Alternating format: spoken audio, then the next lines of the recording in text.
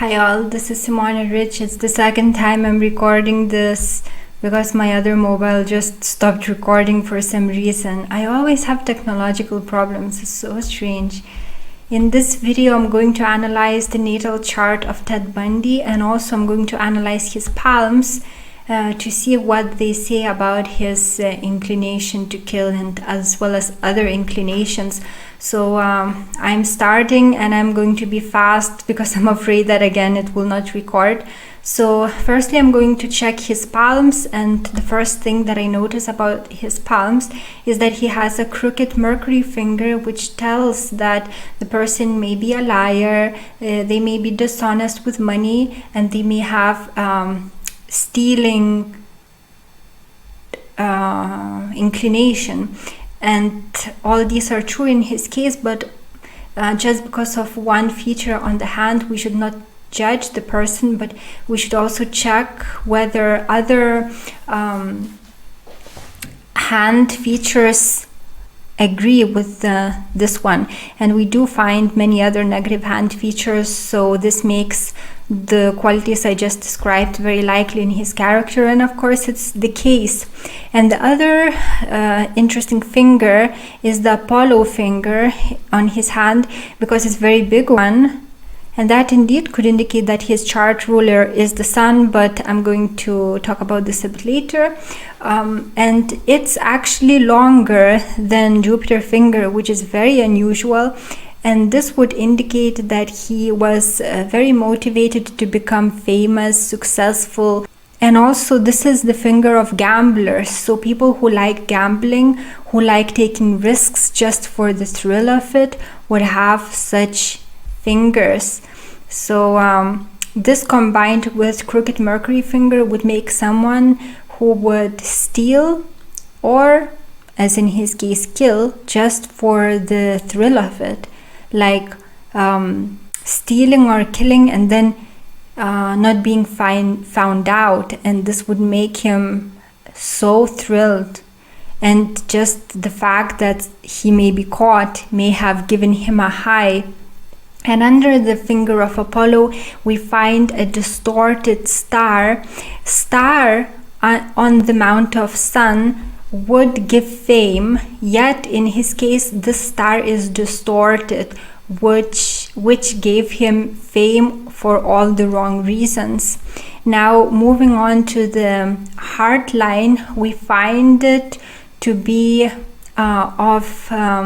it's kind of broad, and it has many hairs on the line, and that indicates flirtatious nature, someone who may have been deeply passionate, but it manifested in distorted manner.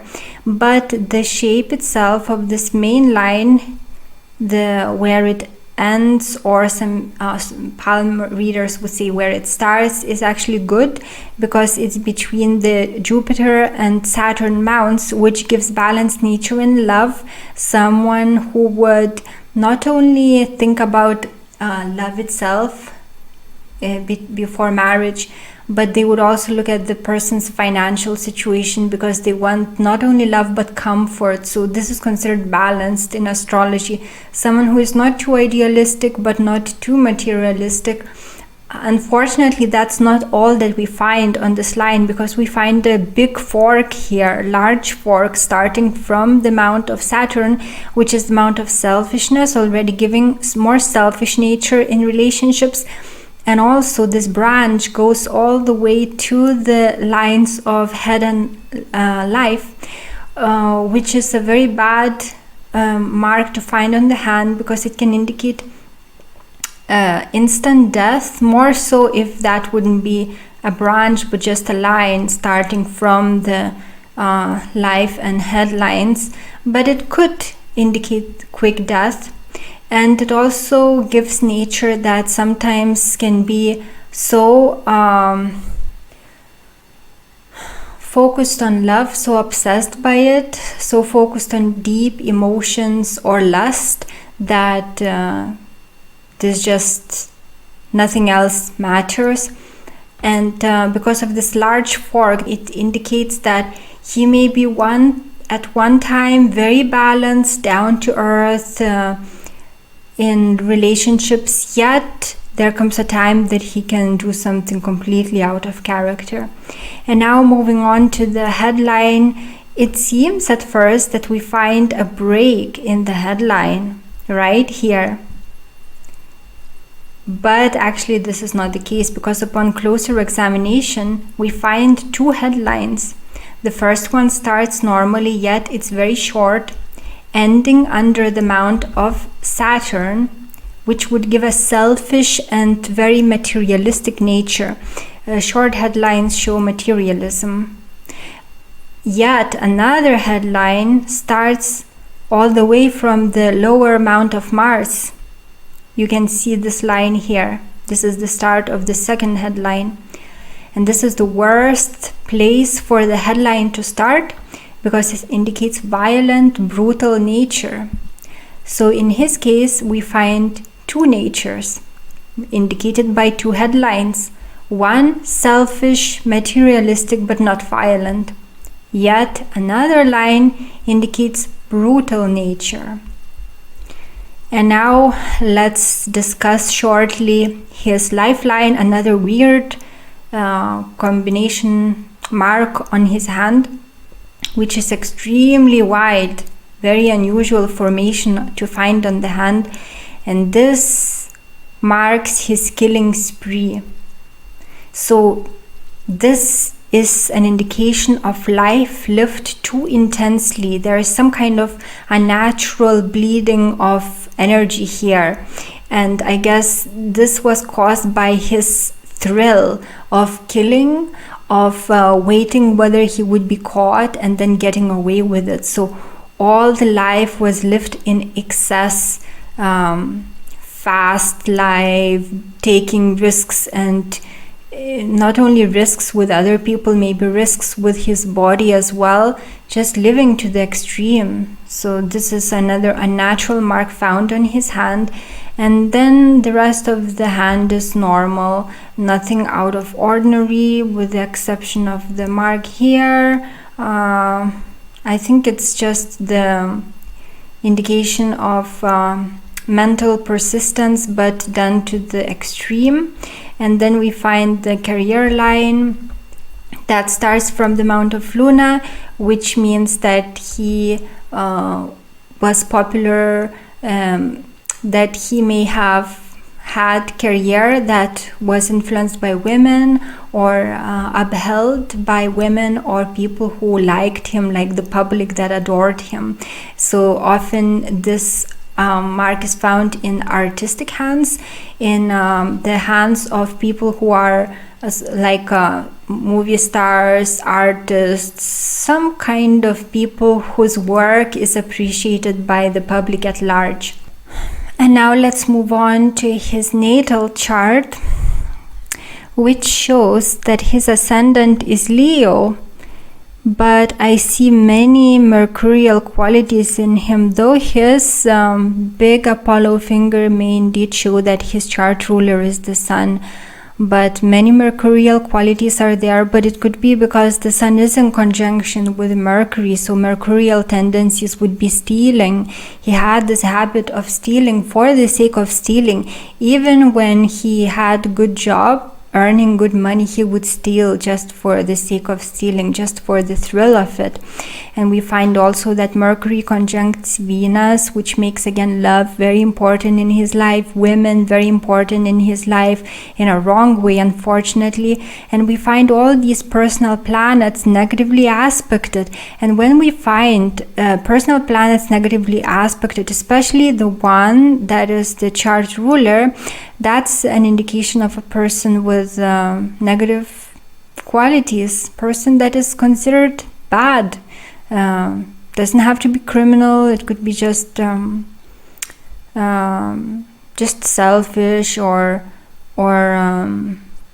like just thinking negative things and so forth. So for example, Sun squares his ascendant. So if the ruler of the chart is indeed the Sun and it squares the ascendant, that's a person who works against himself. So negative person that does something wrong.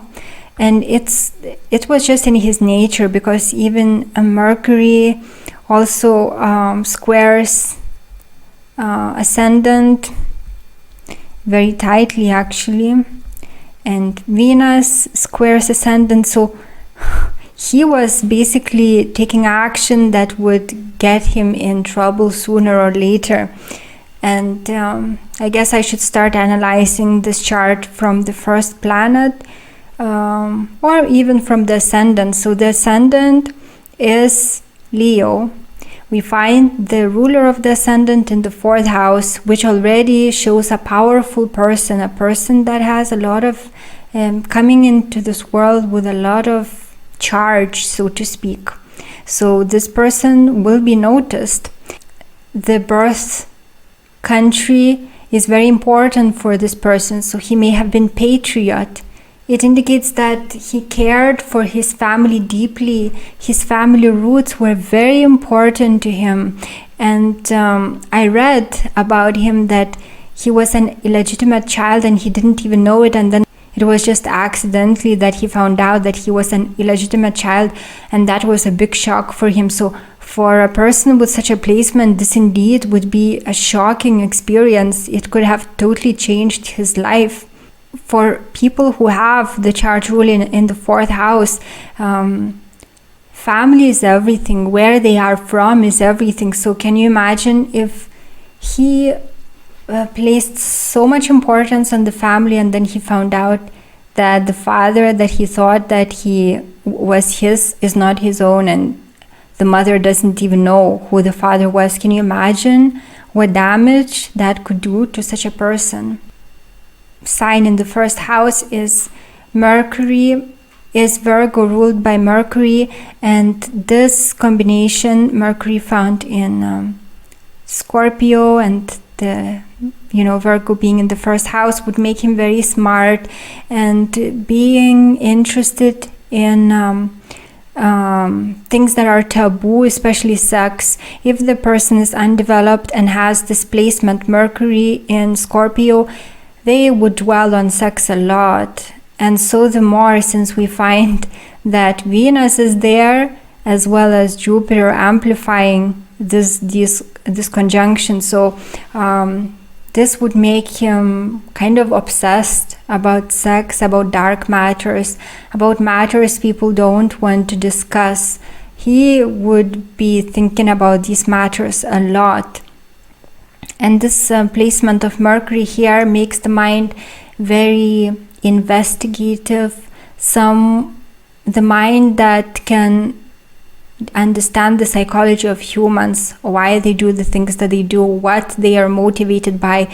This is the placement of a natural psychologist. So when he would meet people, he would just read people. He would know who they are. And since from what I read, he looks like a psychopath, obviously they will use it for wrong reasons. And Venus being placed in Scorpio is one of the worst placements for Venus to have. It would again give the nature that is focused on lower forms of love, like just sex, nothing idealistic, just those material aspects of love. Someone who may even pay for sex. And Jupiter also gives, being placed in Scorpio, for an undeveloped person, it would give someone the traits that of, for example, paying for sex, of being totally obsessed about sex. And this placement can give multiple love partners, multiple intimate partners. And we can see that Venus squares Pluto in his case, which is the sign of someone who just can't get enough of love. No matter how much love they get, it's not enough for them. They always feel that they miss out on love, they're missing love, that they are not loved enough. So this could be very depressive for people.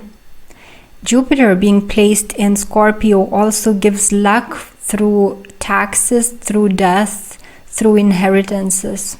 And it being placed in the 3rd house where Scorpio is, it could give him deep insight into the dark world of his neighborhood. So in his neighborhood, he may have been closely in touch with the side of life that other people don't see, such as prostitution or drugs or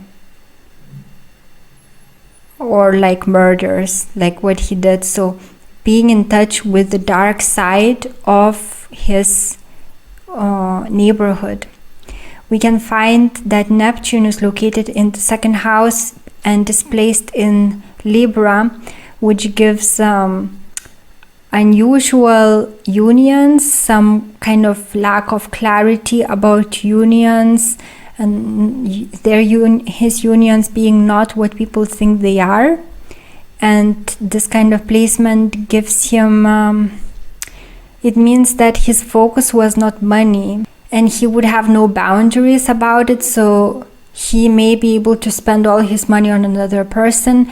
Likewise, he may be able to take the money of another person and spend it fully. So it's like he did not have those boundaries when it comes to money. Mars placed in the fourth house again gives emphasis on the family, that his roots were very important to him, that he wanted to have his own family, that a lot of his attention was spent on where he's coming from, his country, his family, and wanting to have his own family. And the moon being placed there means the mother was very important to him. Yet we can see that the moon opposes Uranus, and it means unpleasant shocks and surprises. And of course, he did experience that shock because he found out that what he considered his father was not his own. And also I read that the mother pretended to be the sister, and then later he found out it's the mother. So again, it's a huge shock if this is indeed the case, if it's true.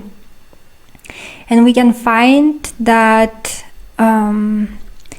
his house of relationships is ruled by Uranus placed in the 10th house. So it means that he may have met his partner at work, or it could also mean that he is working with his partner, that the partner was also involved in his career, so to speak. We find midheaven in Taurus. It's extremely badly aspected, showing the wrong kind of career.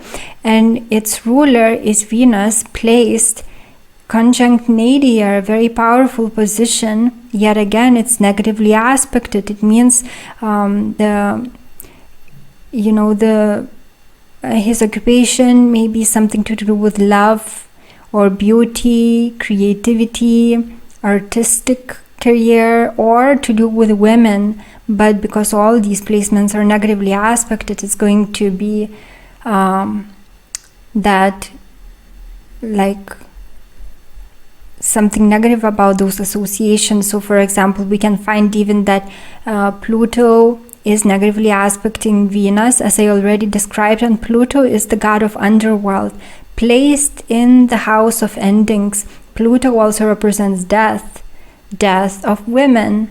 Venus square Pluto, death of women. This is one of the interpretations, and it applies in this case. We find Uranus being in his 10th house, which means that his occupation would be very unusual, and that was indeed the case.